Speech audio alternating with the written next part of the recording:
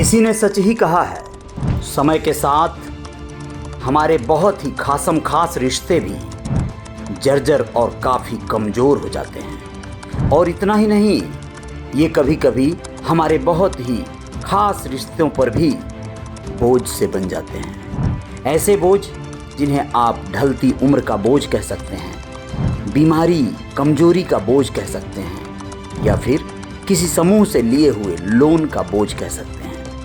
जी हाँ, ऐसा ही हुआ है गोरखपुर जनपद के बांसगांव क्षेत्र के एक गांव मोहन बेदौली में।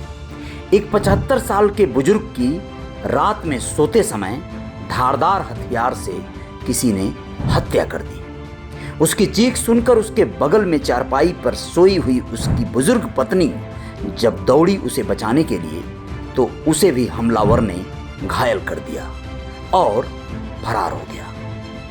हद तो तब हो गई जब परिजनों ने आनन फानन में उस बुजुर्ग के शव को दाह संस्कार की तैयारी करने में लगा दिया।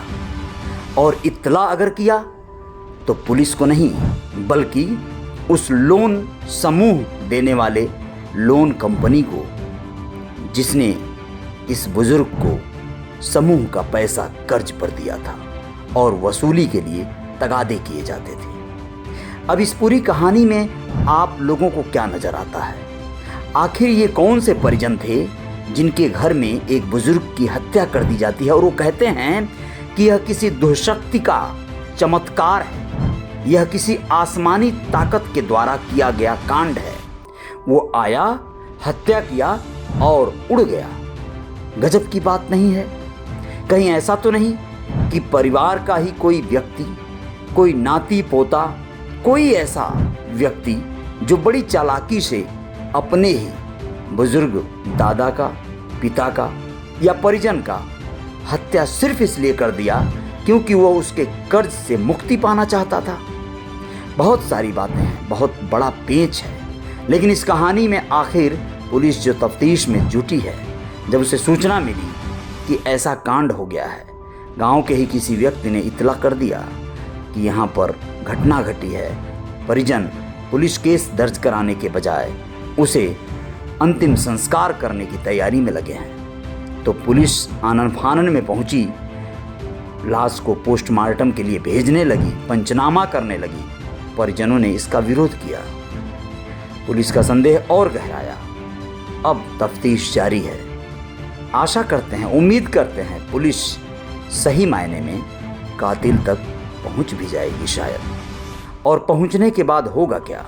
ऐसे केस में क्या होता है जहां पर कोई अपील न की जाए, जहां पर कातिलों की तलाश करने के लिए परिजनों के द्वारा पैरवी न की जाए, वहां पर फाइलों को आमतौर पर फाइनल रिपोर्ट लगा दिया जाता है, पुलिस के द्वारा बंद कर दिया जाता है।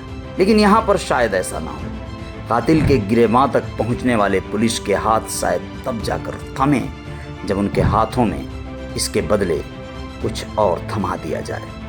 यानी ऐसे में ऐसा ही होता है कि पुलिस जान तो जाती है कि इस कारनामे को किया किसने है, लेकिन ले देकर बात रफा दफा हो जाती है, कार्रवाइयाँ बंद हो जाती हैं, सब कुछ सुलह सपाटे में बदल जाता है। आप लोग क्या कहेंगे इस कांड पर? यह गोरखपुर मुख्यालय से महज 30 किलोमीटर की दूरी पर हुआ घटना है। गजब की बात नहीं है? ऐसे कांड होते हैं और परिजन इसको दबाने की कोशिश करते हैं। तो संदेह के दायरे में कौन आता है? शक की बुनियाद पर कौन खड़ा होता है? लेकिन क्या उस बुजुर्ग व्यक्ति जो मर गया या उसकी घायल बुजुर्ग पत्नी को न्याय मिलेगा?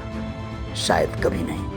लेकिन रियल रिपोर्टर न्यूज स्टार पे जय जयकार जारी रहेगी। आप बने रहिएगा हमारे साथ। हम आएंगे कुछ और खबरों के साथ। अगर आप हमें यूट्यूब पे सुन रहे हैं तो सब्सक्राइब करना मत भूलिएगा, लाइक वाला बटन दबा दीजिएगा, और अगर आप फेसबुक पर हैं तो रियल रिपोर्टर न्यूज़ को फॉलो करना मत भूलिएगा। इंस्टाग्राम पर भी हमें फॉलो कर सकते हैं, रियल रिपोर्टर न्यूज़। जी हाँ, और अगर वेबसाइट पे हमें देख रहे हैं तो विज़िट कीजिए, देखना चाहते हैं तो ज़रूर विज़िट कीजिए realreporternews.in। जी हाँ, शुक्रिया, धन्यवाद।